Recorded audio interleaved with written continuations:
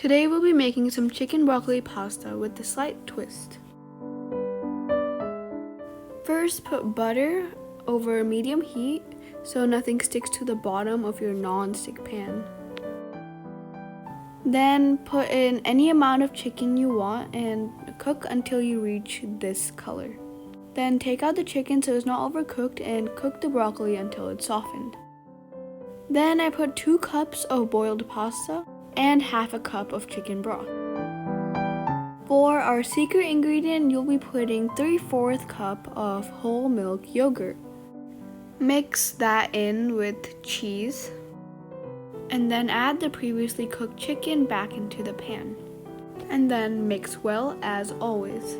Finally, season your pasta according to your taste with salt and pepper. And there you have it. You can enjoy this simple yet delicious pasta at home.